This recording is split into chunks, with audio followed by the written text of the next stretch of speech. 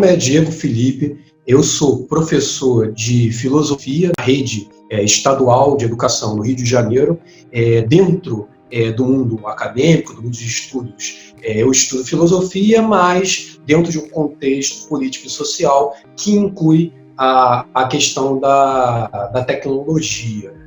No caso, eu sou também colaborador do NEST, que é um núcleo de tecnologia ligado à Fiocruz, inclusive, que desenvolve um trabalho em torno dessas ferramentas, esses dispositivos de mídia contemporâneos. Em relação à minha militância, ao meu ativismo, eu atuo na produção de documentário, enquanto documentarista, mas também atuo como mídia livrista, produzindo material político-social para as demandas que vão aparecendo, né?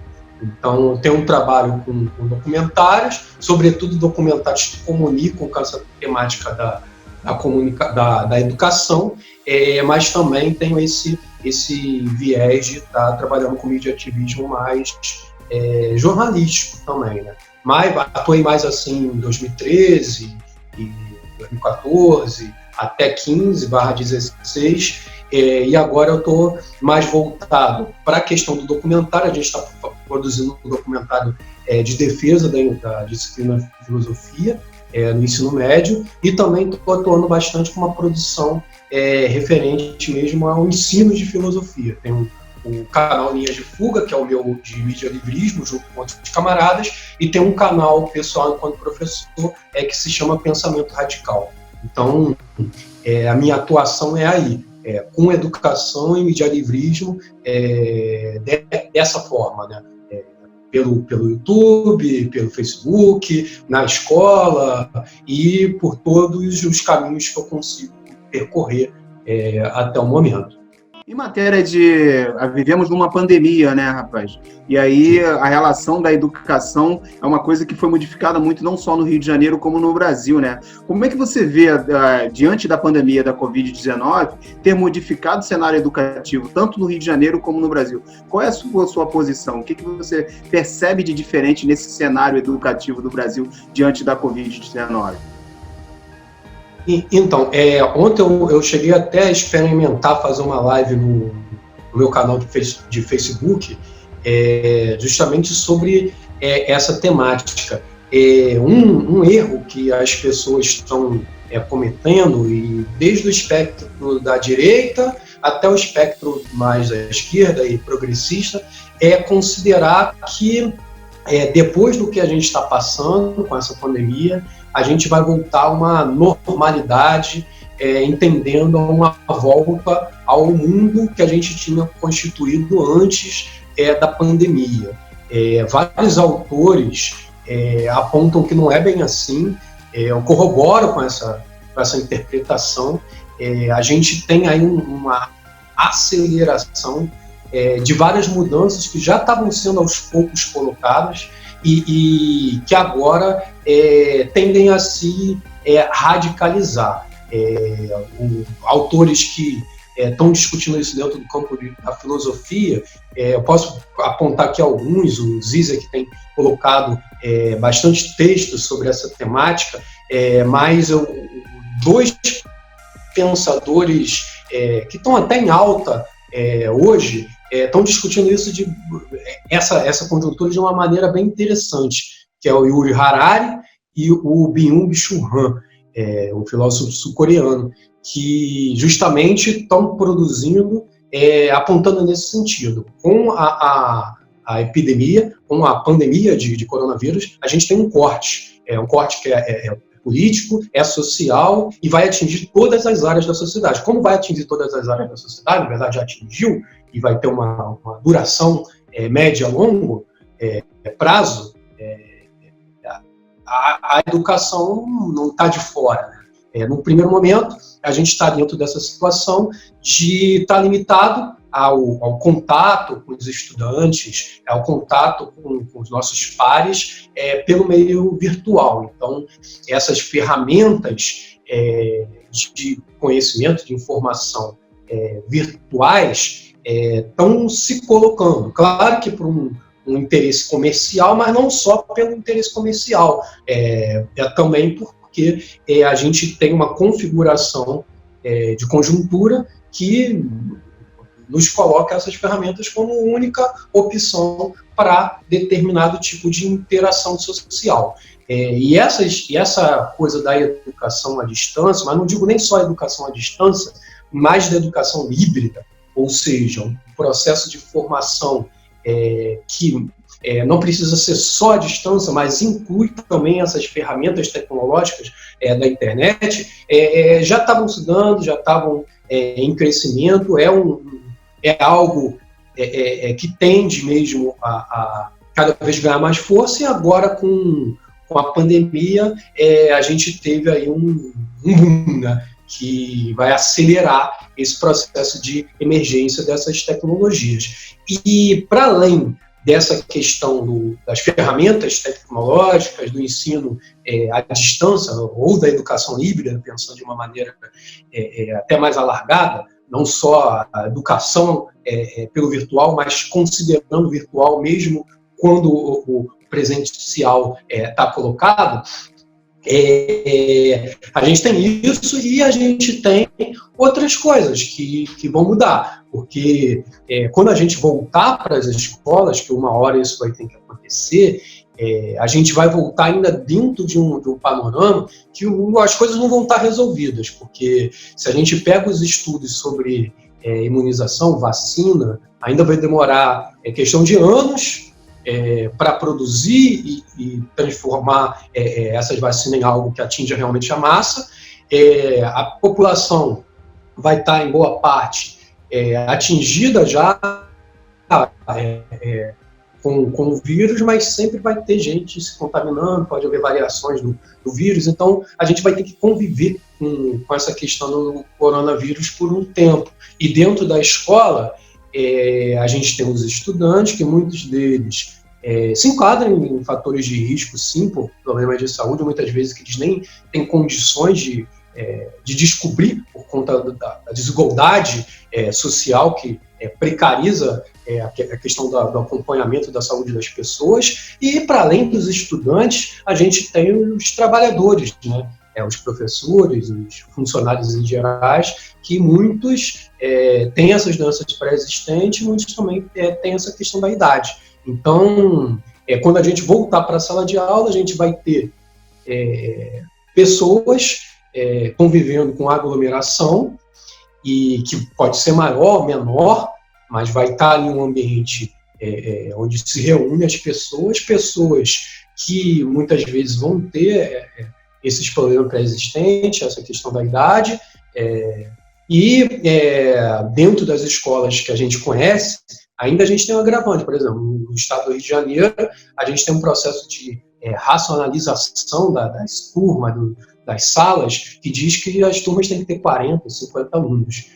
Numa turma de 40, 50 alunos, o que é o contato ali, que deveria ser evitado, a distância deveria ser maior para dificultar a propagação do vírus. Como você vai fazer isso numa sala com 50 alunos, 40 alunos? Como que a gente vai fazer isso em escolas onde faltam funcionários para ficar fazendo a manutenção, a limpeza? Como que a gente vai fazer isso com salas de aulas que não são preparadas para ter uma boa ventilação? Como a gente vai fazer isso com uma cultura também escolar, não só dos estudantes, mas dos professores e dos funcionários, que não é tão adaptada para essa questão da higiene constante, para essa coisa de evitar o contato, que vão ser coisas que são necessárias, né? Então ainda é meio que incógnita, mas a gente já tem que começar a pensar e refletir sobre essa questão da volta. Quanto mais a gente demorar, melhor, porque ainda o pico de contágio não chegou. Mesmo nos países onde o pico já chegou, eles ainda não voltaram com as aulas, porque a escola é mesmo uma incubadora de vírus. Por mais que as crianças ali não sejam o público mais vulnerável, essas crianças têm um contato ali e elas voltam para casas e infectam os familiares, os avós, as mães, os amigos. Então, a gente vai ter uma situação muito difícil quando a gente voltar. O ideal é que a gente demore bastante, no sentido de pelo menos ultrapassar a questão do pico, 2 meses, mas de repente até mais. E quando voltar, a gente passa uma volta planejada, uma volta que se preocupe com essa questão da proximidade, com a higiene, com essa questão dos trabalhadores, dos estudantes do grupo de risco estarem ali no meio da aglomeração. Então, são muitas coisas para a gente pensar. E se a gente não pensar isso, agora vai ser bem complicado. E mais complicado ainda se a gente tem um retorno prematuro, tal como o presidente Bolsonaro está defendendo, tal como muitos pais acabam querendo, porque não tem o costume de estar com os filhos tanto tempo dentro de casa. Então, se a gente volta mais cedo, o problema é maior. A gente tende a estar criando risco para os estudantes, para os trabalhadores de educação e para a sociedade como um todo, fazendo essas incubadoras de vírus ali. Mas até se a gente der o tempo suficiente, voltar na época certa, a gente vai ter uma outra realidade quando a gente voltar. Se o governo, uma hora, for pressionado pelo governo federal por conta dos recursos, e aí não conseguir segurar lá essa posição de manter a quarentena o máximo possível, e a gente voltar, antes da hora, a gente vai ter que paralisar, a gente vai ter que fazer greve. E o que muda em relação dessa greve? Muda que a gente vai ter uma pauta que é de sobrevivência, e não é sobrevivência mais de ter um salário digno para sobreviver, é sobrevivência. Então, quem não estiver aderindo à greve vai estar correndo risco dentro das escolas, está correndo risco de vida. Então, eu considero que a gente tem tudo para um movimento de luta radicalizado, caso a gente tenha um retorno precipitado para a sala de aula. E por meio do sindicato, mas para além do sindicato também, muitos dos educadores sabem aí a realidade que a gente está colocado, vão ter medo de voltar antes da hora, muitos pais também vão ter medo de mandar seus filhos antes da hora para dentro do colégio. Então, se isso acontece, tende a ter um movimento de greve, de luta, de desobediência civil. Alguns chamam de greve selvagem, né? Que na Itália aconteceu algumas greves que não foi por meio do sindicato, não foi nada, as pessoas simplesmente se recusaram a trabalhar porque estavam temendo pela vida, né? Então, eu vejo que isso pode acontecer.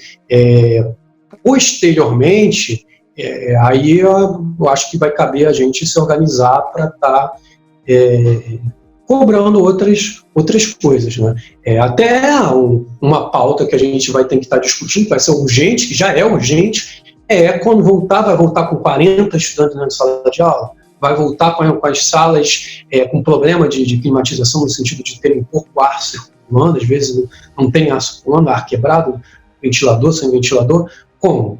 Não vai ser seguro estar em salas superlotadas ou extremamente sucateadas. Então, a gente tem aí uma luta que tende a explodir, sim, em maior intensidade ou menor intensidade. Se há uma volta muito precipitada, eu acho que a gente tende a uma intensidade grande de resposta aí.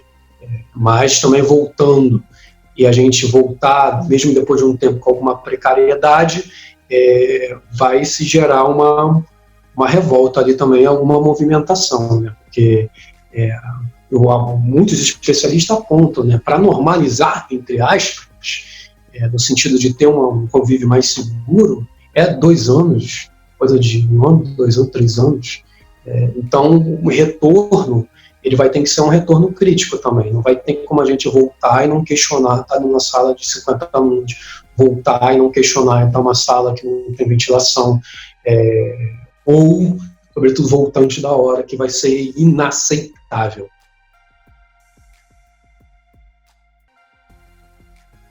Como é que você vê esse projeto do Witzel em questão de privatização dessas empresas e de que forma a gente pode fazer uma discussão que pode frear essa questão? Eu acredito que, inclusive, eles estão indo na contramão do que está sendo feito em todos os lugares do mundo.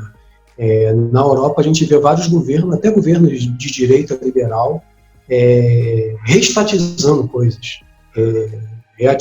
reestatizando hospitais, abrindo espaço em coisas privadas para o público, porque quando a coisa aperta é o público que funciona. Se você pega as universidades privadas, está praticamente todas falidas. Se você pega aí, quem depende aí a resolver aí os problemas da pandemia? É o hospital público, a pesquisa pública. Então, é o público que funciona, sobretudo como a coisa aperta. Então, é um erro a gente partir para essa concepção privatista agora. Mas a gente também sabe que, sobretudo no pensamento empreendedor, a ideia toda crise é uma oportunidade. E a crise sendo uma oportunidade, você vai tentar realizar ações, vai tentar realizar interesses, aproveitando do discurso da crise. Então, essa crise tem feito algumas coisas avançar. Por exemplo, estava se rediscutindo a questão do triênio dos servidores públicos. Parou agora, mas voltou essa ação de inconstitucionalidade dos triênios. Parou de novo, mas ela andou. Por quê? Porque dentro da crise você pode trazer determinadas coisas. Tem tanto problema? Traz mais uns. Então, vai chover iniciativas aí nesse sentido. O governo estava tentando passar a coisa da carteira verde-amarela, carteira de trabalho sem o direito da CLT, só não conseguiu passar porque o governo brigou, o presidente brigou lá com o Maia e a coisa ficou meio paralisada. Mas eles aproveitam no momento de crise para tentar passar coisas que são ruins também. Então a gente tem que fazer uma campanha séria, tem que estar disposto a lutar em defesa do SUS, quem pode resolver e minimizar os prejuízos provocados pela essa pandemia, tem que estar em defesa da educação pública, que é a educação que funciona para a maior parte da população, que consegue atingir a maior parte da população. Nunca vai ter escola privada de qualidade para todo mundo, e nunca elas vão ter como se manter direito sem ficar tentando mamar no governo, que nem várias escolas privadas, sobretudo universidades, sempre fazem. Então a gente tem que estar numa campanha constante de defesa do que é público e não deixar esse argumento de crise para privatizar rolar, né? Não é hora de privatizar nada, é hora de valorizar o público na educação, na saúde e em todas as áreas.